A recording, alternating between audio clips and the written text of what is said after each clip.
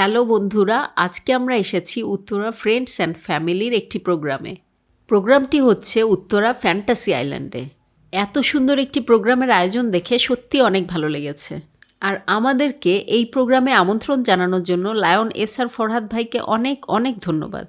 চলুন তাহলে আমরা প্রোগ্রামে সারাদিন কী করলাম আর সম্পূর্ণ প্রোগ্রামটা আপনাদের সামনে তুলে ধরি। আশা করি আপনারাও অনেক মজা পাবেন। প্রোগ্রাম শুরু হয়েছিল সম্ভবত সকাল 8টার দিকে, কিন্তু আমাদের যেতে যেতে প্রায় দুপুর 1:30টা বেজে গিয়েছিল। তাই আমরা সকালের নাস্তা, খিচুড়ি এগুলো মিস করেছি। হ্যাঁ। মজার ব্যাপার হলো প্রোগ্রামে গিয়ে একদমই একা লাগেনি। বহু মানুষ আমাদের বহু ভিডিও অনেক আগে থেকে দেখে। অনেকের অনেক ভালোবাসা পাচ্ছিলাম। যেই সময় পৌঁছেছি তখন অলরেডি লাঞ্চ টাইম। টপ্পা গরমের চোটে স্যান্ডেল খুলে খালি পায়ে হাঁটা শুরু করে দিয়েছে। দুপুরের খাবারে ছিল পোলাও, রোস্ট, গরুর মাংস, ভেজিটেবল, জর্দা, কোল্ড ড্রিঙ্কস, আরও কত কি। আর জানেনই তো উত্তরা এলাকায় একটু পরপর প্লেন যায়, আর আমার পিচ্চিরা প্লেনের দিকে তাকিয়ে থাকে। তো আমরা দুপুরের খাবার খেয়ে নিলাম। এবার আমরা বের হলাম ফ্যান্টাসি আইল্যান্ডটা একটু ঘুরে দেখার জন্য। একটা খাঁচায় দেখলাম মুরগি পালে, আর উপরে অনেক অনেক বাজিগার পাখি রয়েছে। এর মধ্যেই কিছু বন্ধুর সাথে ছবি তুললাম। ছবি তুলতে তো আমাদের ভালোই লাগে। একটু পরে কিন্তু এখানে সাংস্কৃতিক অনুষ্ঠানও হবে, আর হবে লটারি, যেখানে থাকছে বহু আকর্ষণীয় পুরস্কার। ফরহাদ ভাই আমার অনেক কাছের মানুষ এবং আজকে এত বড় একটা প্রোগ্রাম অ্যারেঞ্জ করেছে, কেমন অনুভূতি বলেন? খুব প্রেসার গেছে। সর্বপ্রথম ধন্যবাদ জানাই আপনি এবং ভাবি এসেছে। আমি কৃতজ্ঞ প্রকাশ করছি উত্তরা ফ্রেন্ডসের পক্ষ থেকে, 97-এর পক্ষ থেকে, যে আমার অনুষ্ঠানে আপনাদের মূল্যবান সময় ব্যয় করে এসেছেন। লনি ভাই, আপনাকে অনেক অনেক ধন্যবাদ জানাচ্ছি। এবং আমরা চেষ্টা করছি এক ঝাঁক বন্ধুদের নিয়ে যাতে সুন্দর একটা অনুষ্ঠান আমরা সর্বদা করতে পারি, এটার জন্য আমরা কাজ করে যাচ্ছি। জি। আপনার কেমন লাগছে অনুষ্ঠানটা? উত্তরা ফ্রেন্ডস সব দিক থেকেই আমার সহানুভূতি রয়েছে এবং আপনার অ্যারেঞ্জমেন্টটা খুবই নাইস। আপনি এখান থেকে ধরেন ফুড বলেন, আপনার এখান থেকে এই যে মিউজিক বলেন, সুন্দর একটা মানে পরিবেশের মধ্যে এত সুন্দরভাবে এতজনকে অ্যারেঞ্জ করেছেন, প্রশংসনীয়। ধন্যবাদ ভাই, ধন্যবাদ ভাই। আর আমাকে থ্যাঙ্কস দেওয়ার কিছু নেই, অলওয়েজ আমি আপনাদের সাথে আছি। সবাই ভালো থাকবেন, আর আপনাকে অনেক অনেক ধন্যবাদ আমাদেরকে ইনভাইট করার জন্য। ধন্যবাদ, প্রিয় ভাবিকে ধন্যবাদ আমাদের আসার জন্য। দেখা হবে, কথা হবে ইনশাআল্লাহ। আমার স্পেশাল ধন্যবাদ প্রিয় আমাদের ডক্টর লনি ভাইকে এবং ভাবিকে। জি, thank you very much. Okay, অনেক বেশি সম্মানিত হলাম। Thank you. আসসালামু আলাইকুম। লিপি আসো। সত্যি কথা বলতে এই প্রোগ্রামে এসে সম্পূর্ণ উত্তরার অনেক অনেক বন্ধুদের সাথে পরিচয় হলো। সবাই আমাদের অনেক সম্মান দিয়েছে। সবাইকে আমাদের তরফ থেকে আন্তরিক ধন্যবাদ। শুধু 97, 98, 99 নয়, সকল ব্যাচের উত্তরাবাসীর সকলের জন্যই আমাদের ভালোবাসা থাকবে এবং আশা করি আমরা সকলেই একে অপরের প্রয়োজনে একে অপরের পাশে থাকব। উত্তরা এলাকায় না কিছুক্ষণ পরপর ছোট্ট একটা রকেটের মতো কি যেন একটা মারে, আর ওইটা আকাশ দিয়ে ধোঁয়া মারতে মারতে যায়, আর ওই ধোঁয়াটা না অনেকক্ষণ যাবৎ স্টে করে, মিলিয়ে যায় না। আপনারা কি কখনো দেখেছেন এটা? আমার পিচ্চিরাও মজা করে দেখছিল এটা।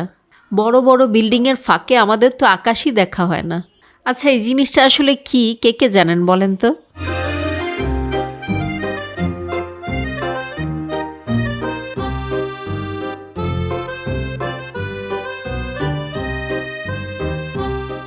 ফ্যান্টাসি আইল্যান্ডের ভিতরের লোকেশনটা অনেক সুন্দর।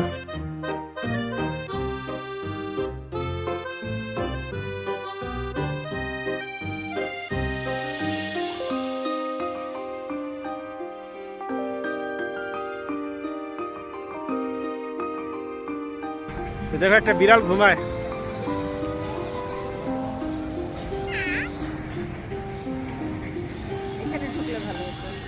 দেখো খরগোশ। এরপর একটা খাঁচার মধ্যে দেখলাম অনেকগুলো সুন্দর সুন্দর খরগোশ, আর উপরে অনেকগুলো পাখি।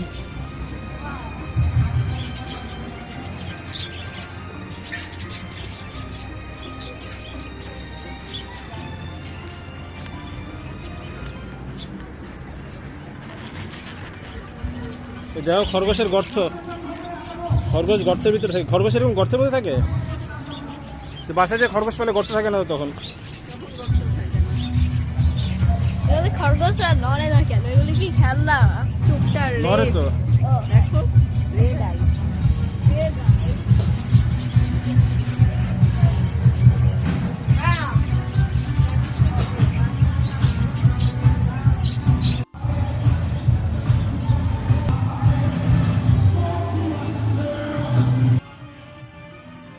এখানে বাচ্চাদের খেলার জন্য অনেক রাইডও রয়েছে।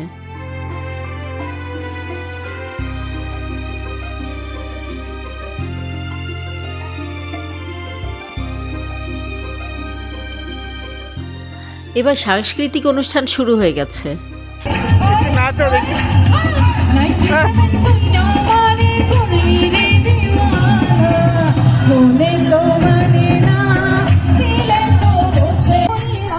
আমাদের বন্ধুদের ড্যান্সও শুরু হয়ে গেছে।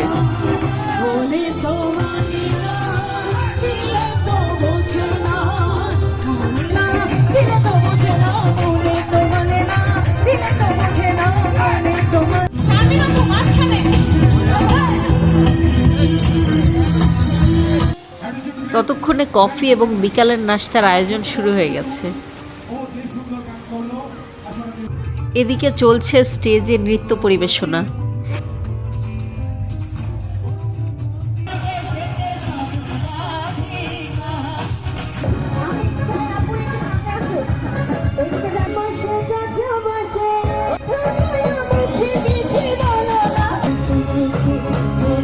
স্পেশাল প্রোগ্রাম তো সারা বাংলাদেশ থেকে বন্ধুরাই এসেছে, আমি সবাইকে আমার পক্ষ থেকে শ্রদ্ধা।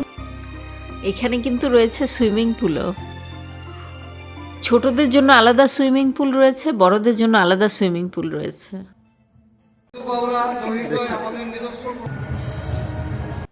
তো ভাবলাম টরিকে একটু সুইমিং করাই। এখান থেকেই সুইমিং কস্টিউম ভাড়া নিতে হয়, আর এখানে সুইমিং করার জন্য দিতে হয়েছে 300 টাকা।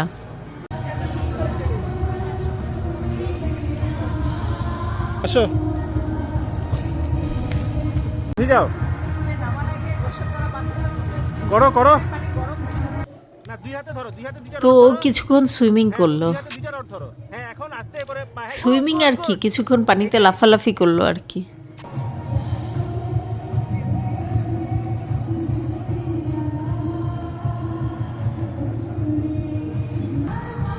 এখানে লম্বা স্লিপার দিয়েও সুইমিং পুলে নামা যায়।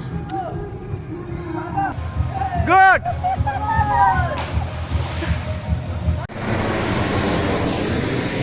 চলে যাব। সুইমিং পুলে গোসল করে ওর লেগে গেল শীত, তাই লম্ফঝম্ফ করে শরীর গরম করার চেষ্টা। সুইমিং করে এসে টরি খেলো কফি।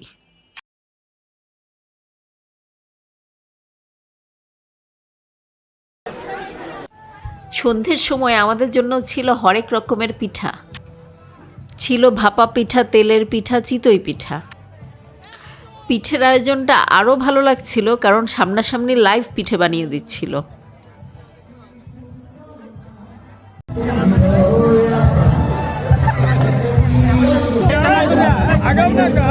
কি ম্যাডাম, আপনার সাথে সেলফি তোলা যাবে? একরকমই দেখতে। শীতের রাতে এরকম গরম গরম পিঠের আয়োজনটা ভালোই লাগছিল। তার মধ্যে আমাদেরকে এক ভাই ভালোবেসে কয়েকটা তেলের পিঠা এক্সট্রা দিয়ে দিল।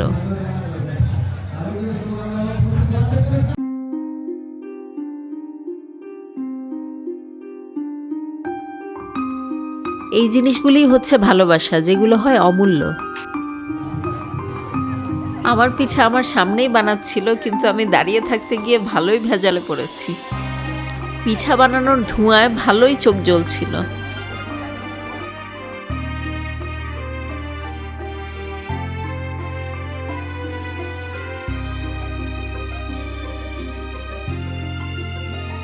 চিতই পিঠা নিয়েছি, এবার নিব ভাপা পিঠা।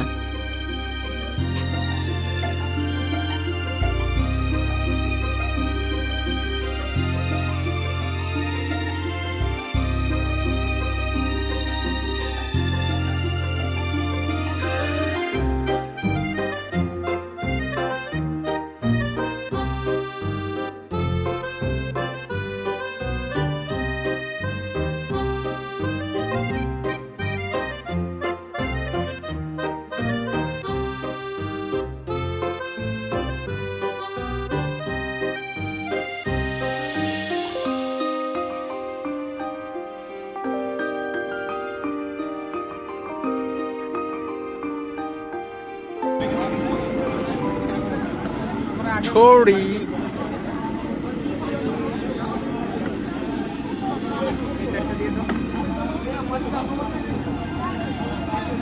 ছপ্পা থাকাও না কেন ইপি নাও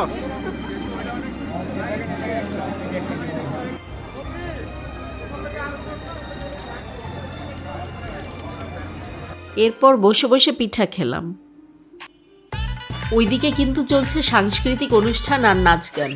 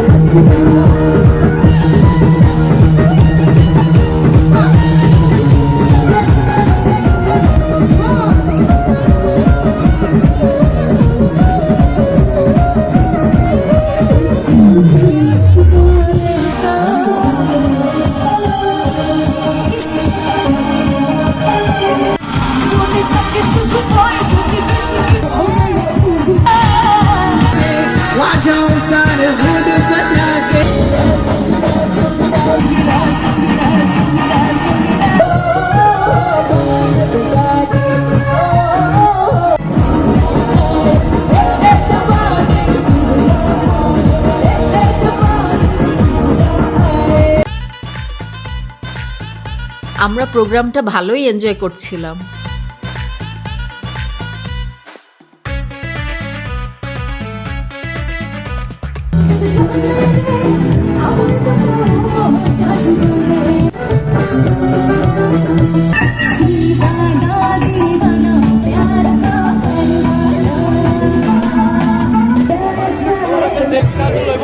অবশ্যই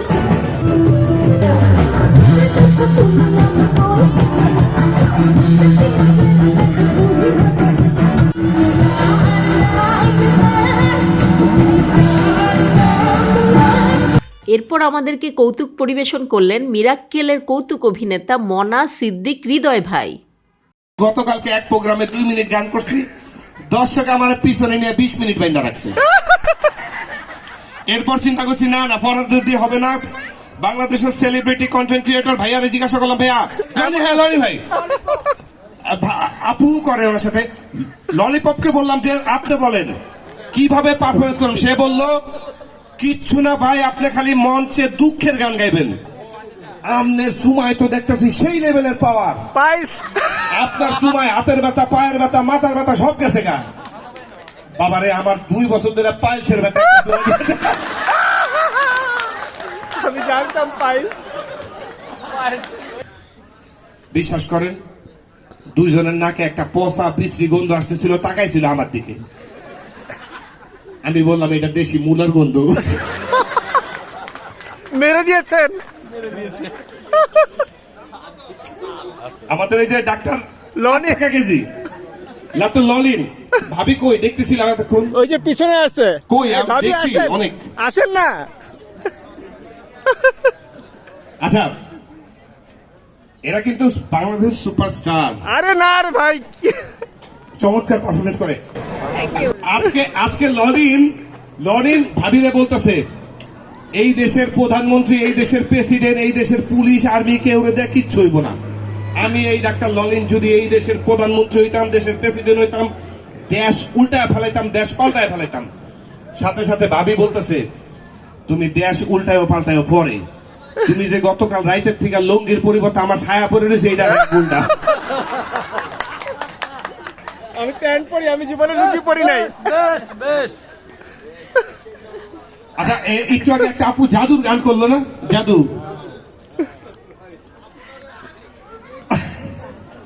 এক জাদু শিল্পী জাদু দেখাইতেছে, বলে এই যে দেখেন আমার কাছে একটা তুলতুলা দড়ি আছে, এই দড়িটারে যখন ইলিগিলি ফু দিমু দড়িটা দাঁড়ায় যাবে। আবার ইলিগিলি ফু, দড়িটা পড়ে গেছে। ইলিগিলি ফু, দড়ি দাঁড়ায় গেছে। ইলিগিলি ফু, দড়ি পড়ে গেছে। বিশ্বাস করেন বউ এসে জামাইরে কানের নিচে ঠাড়া এক খাবর। জামাইকে কি ব্যাপার মারলা কেন? রাইতের বেলায় এই ইলিগিলি ফুকই থাকে।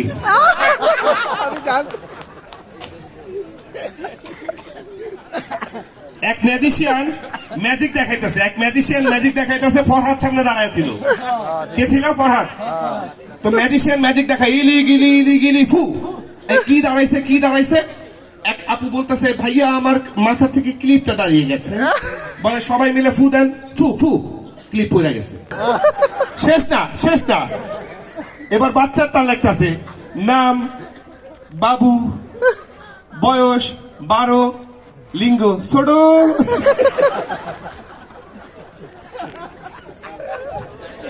কৌবীর আই নাচের হাগল হদ্দ মকবুল, আই আর তালে নাচে আই আস্তা হাগল, আই উন্দুর, আই বান্দর, আই খসর, আই খাই কাঁচা আন্ডা, আই কামড় দিয়ে সোলাই বলাই উষ্টামারি হতাই হাতের পরে গুতাই। কৌবীর আই চির গারুগা ফেডার শিব। এটা জোরে তালি হইতে পারে না? অবশ্যই। তাহলে আরেকটা কবিতা শোনাই সেলিব্রিটি ভাবির জন্য। আরে আমরা সেলিব্রিটি না। ছোটবেলায় একটা কবিতা পড়ছিলাম, আমি 2 লাইন বলবো, পরে 1 লাইন সবাইকে বলতে হবে, দেখি মনে আছে কিনা। 97 ব্যাচের। ওই দেখা যায় তাল গাছ, ওই আমাদের গা, ওইখানেতে বাস করে। ভুলে নাই? ওয়াও, চমৎকার। এই কবিতাটা কে কিভাবে বললে কেমন শোনাবে? আবার এই কবিতাটাই যদি আমাদের কাবিলা ভাই আবৃত্তি করে। কাবিলা ভাই চিনেন তো না? সুবহানাল্লাহ।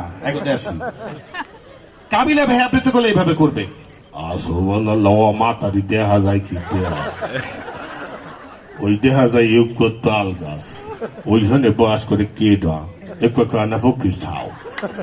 মুই একদিন পক্ষীরে বলান তো গেলাম, এ মাতারি খাও কি? আর ওই মাতারি মনে করলে মুই পান তাবাদ খাই না, বুড়ি মাছ পাই না। তাই হয় দাদু একটা যদি ভাই অরে আমি শাল মা হাইজ ও হাই খাই গিয়া লাই।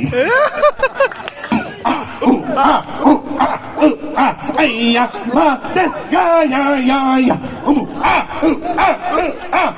hey, ay, ka, de, ba, las, god, era, kana, bagin, sa, ya, আমি কাজকে সফল। ধন্যবাদ বন্ধুরা। এখন আমাদের সামনে উপস্থাপনা করবেন আমাদের প্রিন্সিপাল পরিমল আসাদ। আর ভাবি যেহেতু আছে আমি কিছু বললাম না। যাক, আমরা র্যাফেল ড্রতে যাবো এখন। আমাদের ইভেন্টের শেষ পর্যায়ে চলে আসছি। এই যে বড় বড় পুরস্কারগুলো, এগুলো সব আমাদের মানে বন্ধুদের জন্য যারা টিকিট নিয়েছে তাদের মধ্যে থেকে সৌভাগ্যবান যারা। হ্যাঁ, আরে বাবু টিকিট না খেলেও ফার্স্ট প্রাইজ পায়। টিকিট না হ্যাঁ, ও তাহলে তাহলে হ্যাঁ, আমরা এখন র্যাফেল ড্রতে যাবো। র্যাফেল ড্রতে কি বাচ্চাদের দিলে সেকেন্ড। এরপর ছিল অনুষ্ঠানের সবচাইতে এক্সাইটিং পার্ট, লটারি ড্র। আমরা 4টা টিকিট কিনেছিলাম কিন্তু একটাও পুরস্কার পাইনি। তো আর কি, সারাদিন অনেক ভালো কেটেছে। ধন্যবাদ এত সুন্দর একটি প্রোগ্রাম অর্গানাইজ করার জন্য। উত্তরায় এত সুন্দর একটি প্রোগ্রাম, উত্তরাবাসী হিসেবে আমি গর্বিত। দেখা হবে নতুন কোনো ভিডিওতে। এখন তাহলে যাই।